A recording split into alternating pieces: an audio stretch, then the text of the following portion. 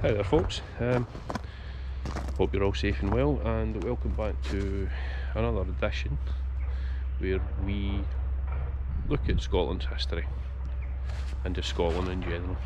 Now, I'm at Covington in Lanarkshire. Now I was going to do Covington Castle, which is just there, but there is an electric fence round about it now, so I'm going to come back on another day and we'll have a wee look in there and have a wee look round and discuss the history. Gives me a wee bit more time to research it as well. So today we're in Covington Kirk, which I've actually never been in before, so have a wee look round and see if there's any interesting stones. But as usual, you got yew trees, one there and one there, well, at least two anyway. These particular ones are Irish yew, you can tell that with this sort of more bushy leaf structure rather than the flat normal style.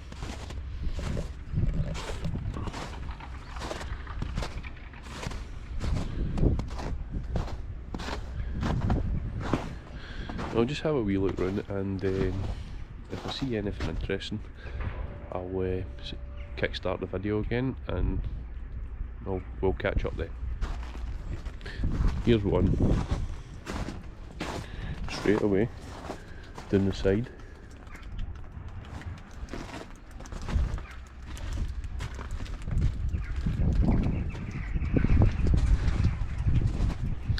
Now, this archway, it's all been covered up with sort of rough cast render, but you can see the stonework underneath. That really boils my piss when, pardon my language, when I see people doing that. It's covering up truly beautiful stonework. You see the coat of arms here.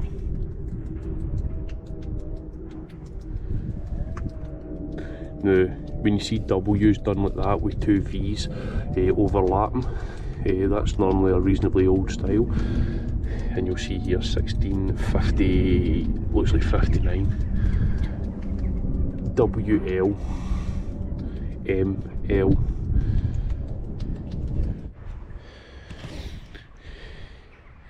Now, being it's still a wee bit of snow on the ground, you always see tracks, and here's some here.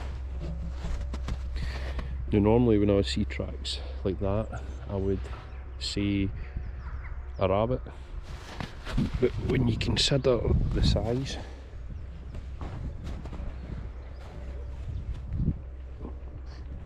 against my foot, and when you consider the hill terrain that we're in, these are actually hares.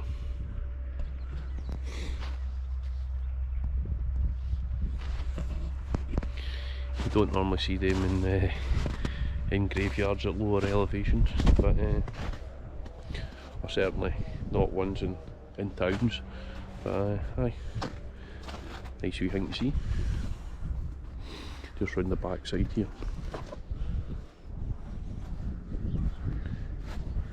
Now here's one here.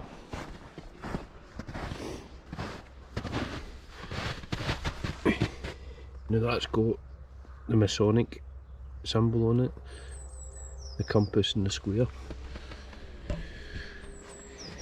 So probably somebody with links to the Freemasons. You can see more older prints here. You can see faint inscriptions on the back. I'm actually going to need to come back here and do this when there's a wee bit better weather and you've not got the snow and ice.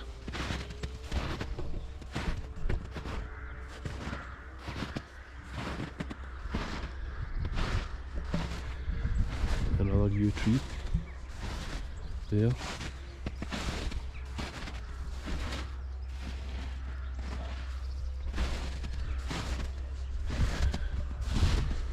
One there, 1793, 1780s. So some old ones in here. Like I said, definitely need to come back and have a wee look when it's a bit.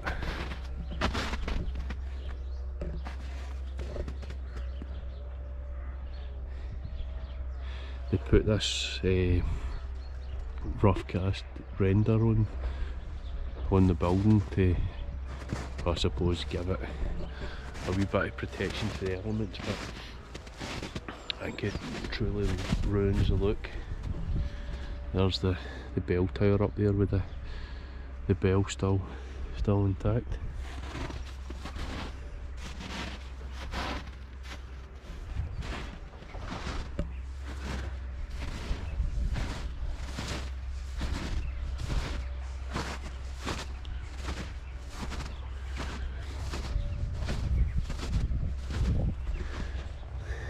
Another one here just at the end of the building.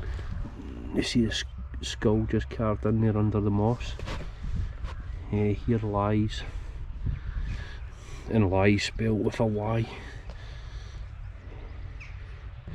Margaret Peacock, who departed this life, and again lies spelled with a Y, October 28th,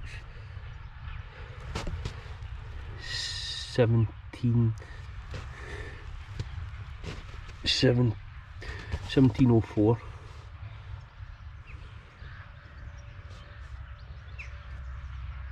Can't read the rest. You can tell you could tell that was an old one, because again you've got the W that's done with 2 V's, and also, as I say, older sort of spellings as well. There's some crackers in here. Another yew tree, but it's getting killed off with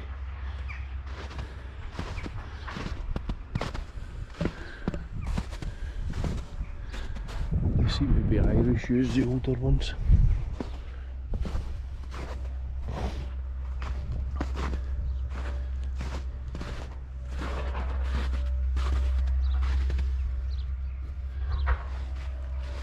Simple leaded windows.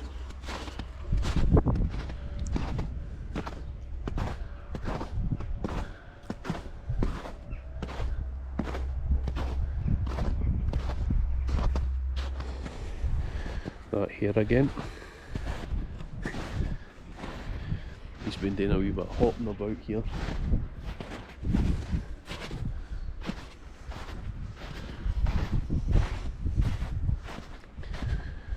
Here's a stunning tree with a lot of character.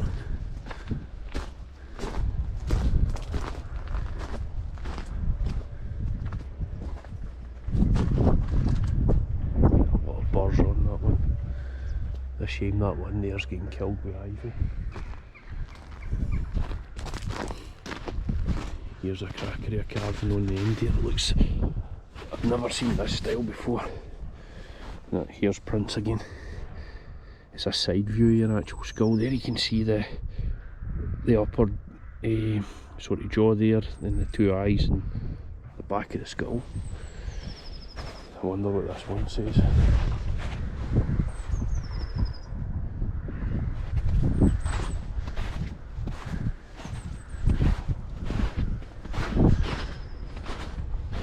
There's a lot of ones lying flat here, been damaged.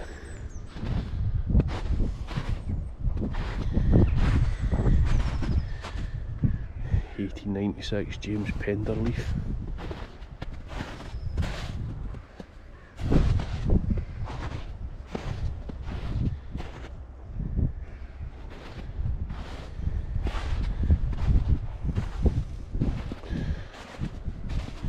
That's another one there, sadly, as I say, it's weathering badly.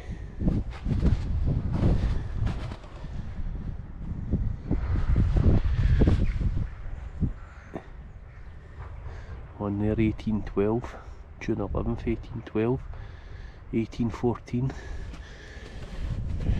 Right, sure. Back before the Battle of Waterloo. Robert McNaught. It's an unusual one there. That's a later one, 1937.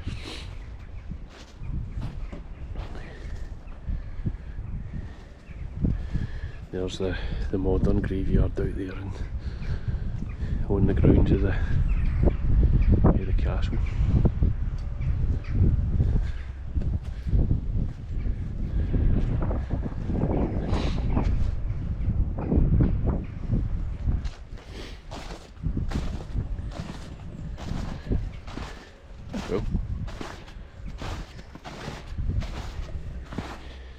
Well, here, been walking through here, you can see I mean, there's the patch.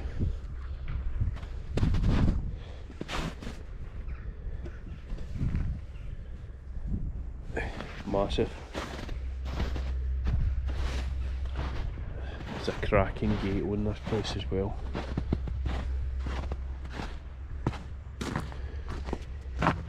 Old style, made by a blacksmith.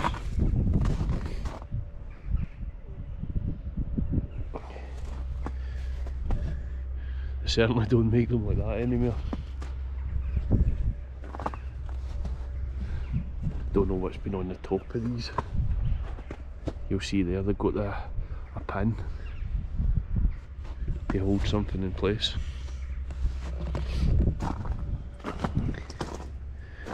They'll need to do a wee bit of research on what this. It looks like it's been a tomb.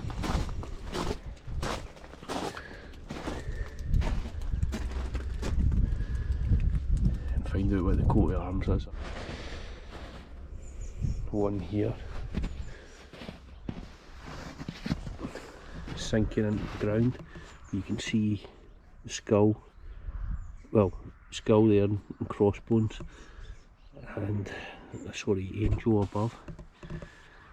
Can't really make out the inscription or dates on that one. That's one I'll need to come back at a better time, and I can't make anything out on the back of that. A nice carving on the end of that one as well. Here's another similar one to the one at the edge of the tomb.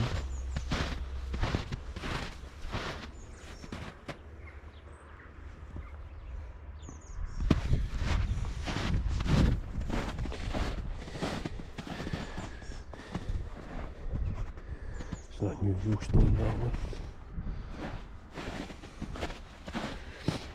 These ones here, you'd really need to come on a summer's day to see them, because they're all covered in snow.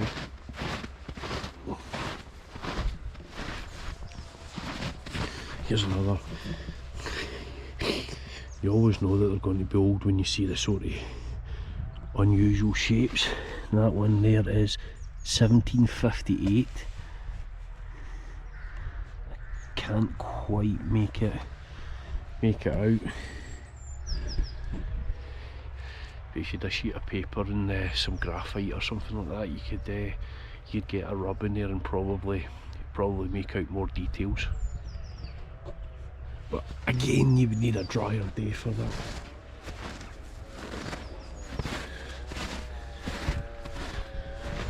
But this is definitely quite a cool sight.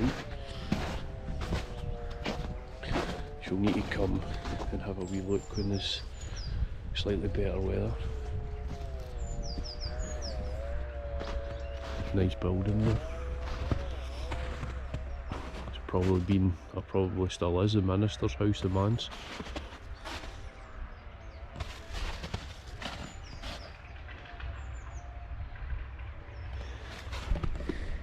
Ah, here's a military one. These are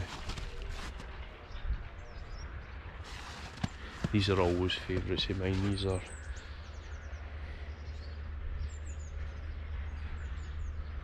we'll have a see what we can see on that. In loving memory of his son, Lance Corporal Donald McIntosh of the 1st Battalion, Gordon Highlanders. Now, the Gordon Highlanders, they're not a regiment from this area. That would not be the recruiting area for that regiment. So that guy's definitely went out with his area. When you're saying that, a lot of people done that. Back in my sort of grandfather and great grandfather's time, it was said that you were a nobody unless you'd served in a Highland regiment. And my great grandfather, he served in the Cameron Highlanders, and like the Gordon Highlanders, they were for up north. I mean, their recruiting area was up sort of Fort William, Speen Bridge, Loch Harbour area. In fact, nearly marched on the grounds of the Gordons and the Sea Force. In fact, they did. So a lot of guys in those days used to go out with their area and join Highland regiments. So we'll see what else it says here. 1st Battalion Gordon Highlanders, who died at Mary Hill Military Hospital on June 1903, aged 23 years.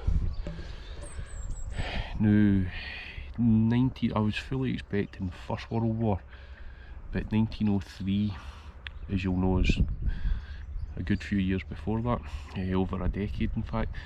So I'm just wondering whether he was a casualty of the Boer War, but we'll see what we can see.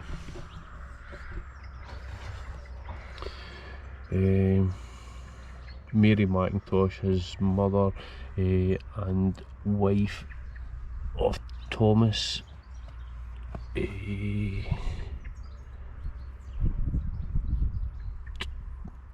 can't quite make that out, who died at New York, 22nd of August 1915, aged 27 years. Also the above, John McIntosh, who died at Townhead,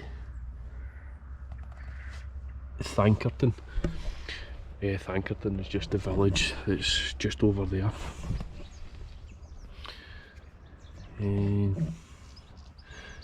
31st of May 1927, aged 88 years.